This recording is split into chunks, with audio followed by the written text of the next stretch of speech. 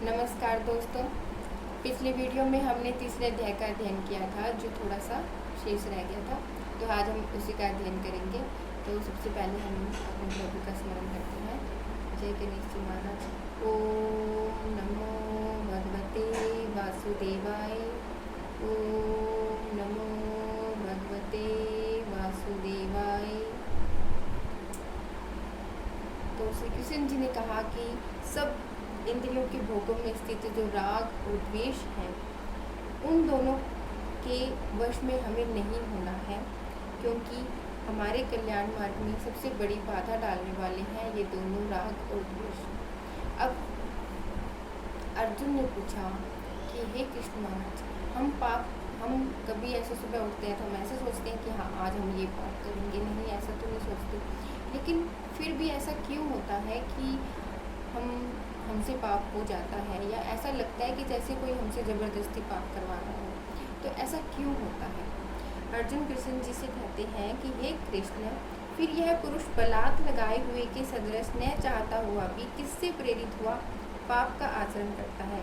Means जब हम पाप नहीं करना चाहते, फिर भी ऐसा क्यों होता है कि कभी कभी हमारे द्वारा, हमारे हाथों से पाप हो जाता है, जब हम नहीं चाहकर भी हम पाप के भागी हो जाते हैं। तो ऐसा क्यों होता है? इस प्रकार अर्जुन के पूछने पर श्री कृष्ण महाराज बोले कि हे अर्जुन, रजोगुण से उत्पन्न हुआ यह काम।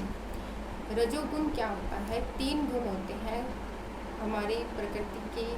3 गुण होते हैं, सत्गुण, रजगुण और तमगुण। सत्गुण जो हम बिना किसी आकांक्षा के, बिना किसी इच्छा के लोक हित में कर्म करते हैं, वो सत्गुण होता है। और रजोगुण होता है जब हम किसी भी इच्छा से, किसी भी अपने लक्ष्य की पूर्ति के लिए कर्म करते हैं, वो रजोगुण होता है। और जब हम बिना किसी इच्छा के, मकसद के हम गलत काम कर रहे हैं, वो तमोगुण होता है। तो रजोगुण जब हम कि हाँ हमें ये प्राप्त करना है, ऐसा सोचकर जब हम कोई काम करते हैं, तो उससे उत्पन्न हुआ ये काम। तो उससे क्या होता है कि जब हम कुछ पाने के लिए कोई कर्म करते हैं, फिर हमें जिज्ञासा होती है कि हमें और मिल जाए, है ना, ऐसा होता है। तो ये काम ही क्रोध है, और यह ही महाअसन है, अर्थात अग्नि के सदृश भोगों से न तृप्त होने वाला और बड़ा पापी है। काम क्या होता है कि काम बढ़ता रहता है, कभी भी संतुष्ट नहीं होता, न तृप्त होने वाला, कभी भी तृप्त नहीं होता है, और बड़ा ही पापी है। इस विषय में इसको ही तू बैरी जान कि सबसे बड़ा दुश्मन यही होता है कि ये कभी भी सेटिस्फाई नहीं होता, और हमें पता ही नहीं चलता कि कब ये हमसे गलत काम करवा लेता है। जैसे धुएं से अग्नि ढकी हुई है, वैसे ही उस काम के द्वारा ये ज्ञान ढका हुआ है, और जब ये काम बढ़ जाता है तो ये हमारे ज्ञान को ढक लेता है। जैसे धुएं से एक अग्नि जो है वो ढक जाती है, उसी प्रकार इस काम के द्वारा जो हमारा ज्ञान होता है, बहुत ज्ञान है हमें कि ऐसे नहीं करना, हम इस प्रकार पुण्य कमाएंगे, ऐसे अच्छे काम करेंगे।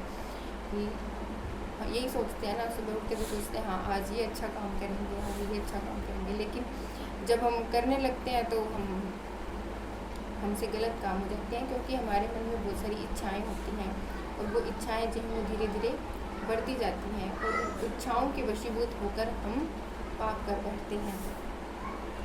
हे अर्जुन, इस अग्नि सदृश न पूर्ण होने वाले काम रूप ज्ञानियों के नित्य बैरी से ज्ञान ढका हुआ है। ये जो काम है ये कभी भी पूरा नहीं होता, कभी भी हमारी कामनाएं पूरी नहीं होती है। अगर एक कामना पूरी हुई तो दूसरी कामना पूरी नहीं हुई तो तीसरी कामनाएं जो हैं वो कभी भी पूरी नहीं होती। तो ये कभी न पूरी होने वाली जो कामनाएं हैं, ये ज्ञानियों के ज्ञान को ढक देती है। इंद्रियां, मन और बुद्धि इस काम के वास स्थान कहे जाते हैं। और ये काम कहाँ होता है? ये हमारे मन में होता है। हमारे मन में इच्छाएं होती हैं कि हाँ मेरे को ये हासिल करना है, मुझे ये करना है। मन, बुद्धि, इंद्रियों के अंदर क्या होता है? ये होता है, और उनमें रहते हुए उन्हें अपने वश में कर लेता है। ये काम इन मन, बुद्धि, इंद्रियों द्वारा ही ज्ञान को आच्छादित करके इस जीवात्मा को मोहित करता है। तो ये हमारे मन में होता है, बुद्धि में होता है, और हमारे मन और बुद्धि में रहते हुए ये हमारे ज्ञान को ढक देता है, और उस ज्ञान को ढककर हमें मोहित करता है।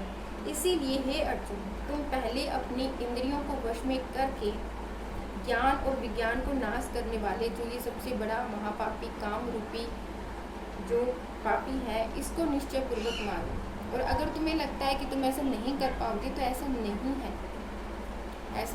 ऐसा नहीं है कि तुम अपनी कामनाओं को ख़त्म नहीं कर सकते, तुम अपनी कामनाओं पर कंट्रोल नहीं कर सकते, क्योंकि हमारी इंद्रियां, मन, बुद्धि, इन सबसे श्रेष्ठ कौन है? इन सबसे श्रेष्ठ हमारी आत्मा है। और ये बात जब हम जान जाएंगे कि हमारी आत्मा सर्वश्रेष्ठ है, यह जानने के बाद हम इस काम रूपी अपने शत्रु को मार सकते हैं। यदि तू समझता है कि इंद्रियों को रोककर काम रूप वैरी को मारने की मेरी शक्ति नहीं है, तो तेरी यह भूल है। अगर तुम्हें लगता है कि तुम अपने काम रूपी दुश्मन को नहीं मार सकते हो, तो ऐसा गलत है, क्योंकि इस शरीर से तो इंद्रियां श्रेष्ठ हैं, इंद्रियों से श्रेष्ठ हमारा मन है, और हमारे मन से श्रेष्ठ हमारी बुद्धि है, और जो हमारी बुद्धि से भी ज़्यादा श्रेष्ठ है वो है हमारी आत्मा। तो इस प्रकार हमारे मन, इंद्रिय, बुद्धि से श्रेष्ठ और एकदम सूक्ष्म, जो सब प्रकार से बलवान है, सब प्रकार से श्रेष्ठ है, अपनी आत्मा को जानकर, जब तुम उस आत्मा को जान जाओगे, जब तुम उस आत्मा को पहचान जाओगे, तब तुम्हारी सभी कामनाएं समाप्त हो जाएंगी। अपनी आत्मा को जानकर और अपनी बुद्धि के द्वारा अपने मन को कंट्रोल करके, वश में करके, हे महानुभाव, अपनी शक्ति को समझ करके तुम्हारे अंदर ये पावर है कि तुम अपनी कामनाओं पर कंट्रोल कर सकते हो, तुम अपनी इस काम रूपी दोष को मार सकते हो, तो अपनी इस दूसरे काम रूपी शत्रु को मारो। तो ये था हमारा तृतीय अध्याय। इसमें हमने क्या किया? इसमें अर्जुन ने कृष्ण जी से कहा कि अगर ज्ञान श्रेष्ठ है तो फिर आप मुझे कर्म में क्यों लगा रहे हैं? और तब कृष्ण जी ने कहा कि मेरी नज़र में काम दो प्रकार के होते हैं, कि एक तो ज्ञान योग के ज्ञान योग द्वारा, और दूसरा कर्म योगियों के द्वारा कर्म योग, निष्काम कर्म योग। लेकिन दोनों में ही जो कॉमन फैक्टर है वो है कर्म। इस संसार में हम कर्म किए बिना नहीं रह सकते। अगर हम कुछ कर्म नहीं भी करेंगे तो वो भी एक कर्म ही कहलाता है। तो बिना कर्म किए हम इस संसार में, ये प्रकृति का एक गुण है कि हम बिना कर्म किए नहीं रह सकते हैं। तो हमें कर्म करना है। तो जब हमें कर्म करना है तो हमें वह कर्म करना चाहिए जो भगवान के द्वारा निमित्त किया गया है। जैसे ब्रह्मा जी ने यज्ञ द्वारा अपनी प्रजा को जन्म देकर कहा था कि ये जो यज्ञ हैं इनसे तुम देवताओं की उन्नति करो, और जो देवताएं हैं वो तुम्हारी उन्नति करेंगे। अर्थात देवता जो है वो तुम्हें बिना मांगे ही भोगों को भोग देंगे, और उन भोगों को भोगने से तुम्हें पाप नहीं मिलेगा, क्योंकि वो भोग जो है वो स्वयं देवताओं के द्वारा तुम्हें दिया गया है। और अगर कोई भोग ऐसा है जो आपको देवताओं के द्वारा नहीं दिया गया है, और फिर भी आप सोचते हो कि नहीं मुझे ये भोग भोगना है, मुझे इस भोग को भोगने के लिए कोशिश करनी है, और फिर आप उस भोग को भोगते हो, तब तुम पाप के अधिकारी होते हो। और ये एक तरीके से चोरी है कि जो चीज़ आपकी नहीं है और फिर भी आप उस चीज़ को पाना चाहते हो और आप उस चीज़ को यूज़ कर रहे हो, तो वो चोरी कहलाती है।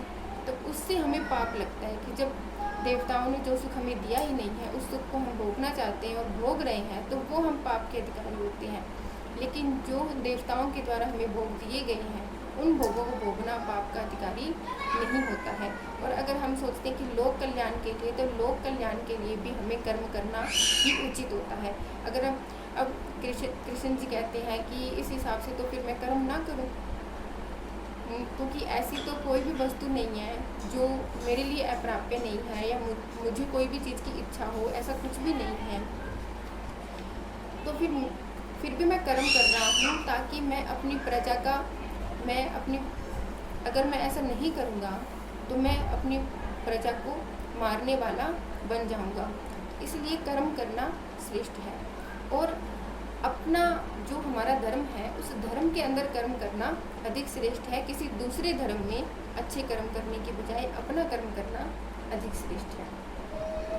उसके बाद कि कर्म में आसक्त हुए अज्ञानी जन जैसे कर्म करते हैं, वैसे ही अनासक्त हुआ विद्वान भी लोक शिक्षा को चाहता हुआ कर्म करता है, कि उसे किस कर्म में आसक्ति नहीं है, लेकिन फिर भी लोक शिक्षा को चाहता हुआ वो अपना कर्म करता है। अपनी आत्मा में तृप्त हुआ, अपनी आत्मा में संतुष्ट हुआ जो प्राणी है, उसके लिए तो कोई कर्तव्य नहीं है, वो कुछ करे नहीं करे उसके लिए कोई मतलब नहीं है। लेकिन फिर भी जब वो कर्म करता है तो उसके जितने भी कर्म होते हैं वो सब लोक हित में होते हैं और उससे उसे कल्याण प्राप्त होता है। जैसे जनक बहुत बड़े योगी थे और जनक जो थे, जनक ने बिना किसी आसक्ति के अपने कर्तव्यों को निभाते हुए, अपने कर्म को निभाते हुए परम सिद्धि को प्राप्त किया था। तो इस प्रकार बिना किसी आसक्ति के अपना कर्म करते रहने से हमें कल्याण प्राप्त होता है। तुम ध्यान निष्ठ चित्त से संपूर्ण कर्मों को मुझ में समर्पण करके बिना किसी आशा के, ममता के, बिना किसी दुख के अपना कर्म करो। मनुष्य को चाहिए कि इंद्रियां इंद्रियों के अर्थ में काम करती है, कर्म तो हमें करना ही है। इंद्रियां इंद्रिय के अर्थ में काम करती है। सभी इंद्रियां के भोगों में स्थित जो राग और द्वेष है, लेकिन जब वो हम करते हैं तो उससे हमारे मन में जो राग और द्वेष उत्पन्न होता है, हमें उसे रोकना है, उन दोनों के वश में नहीं होना है, क्योंकि इससे वे दोनों ही कल्याण मार्ग में विघ्न करने वाले हमारे सबसे बड़े शत्रु होते हैं। और उसके बाद जैसे कि मैंने बताया कि अर्जुन ने पूछा कि जब हम पाप नहीं करना चाहते तो भी हमारे हाथों पाप क्यों हो जाता है, तो उसका सबसे बड़ा कारण होता है हमारी कामनाएं। रजोगुण से युक्त होकर जब हम कोई काम करते हैं, रजोगुण मीन्स जब हम किसी इच्छा को लेकर या कुछ प्राप्त कर, किसी उद्देश्य को लेकर जब हम कोई काम करते हैं, तो उस काम को करने से हमारे अंदर काम उत्पन्न होता है, कि लालसा उत्पन्न होती है कि हमें और भी उन्नति मिले, फिर हमें और भी उन्नति मिले। इस प्रकार हमारी कामना उत्पन्न होती है और वो कामना जो है वो हमसे पाप करवाती है, क्योंकि उस कामना से जो हमारा ज्ञान है वो ढक जाता है और हम पाप कर बैठते हैं। तो इसलिए हमें चाहिए कि हम उस काम रूपी शत्रु को मारें। और ऐसा नहीं है कि हम अपने काम रूपी शत्रु पर विजय प्राप्त नहीं कर सकते, क्योंकि इन शरीर मन बुद्धि से श्रेष्ठ अगर कुछ है तो वो है हमारी आत्मा। और इस बात को तत्व से जानकर, अर्थात जब हम जान जाएंगे कि हमारे कर्म विभाग और गुण विभाग, अर्थात हमारी सभी इंद्रियां, ज्ञानेंद्रियां, ये सब मिलकर जो है गुण विभाग कहलाती है, और इनसे जो हम कर्म करते हैं वो कर्म विभाग कहलाता है। तो गुण विभाग और कर्म विभाग से अलग आत्मा के स्वरूप को जानना तत्व कहलाता है। तो जब हम अपनी आत्मा को जानकर आत्मा की शक्ति को पहचानेंगे तो हम अपने इस काम रूपी शत्रु को मार पाएंगे। राधे राधे।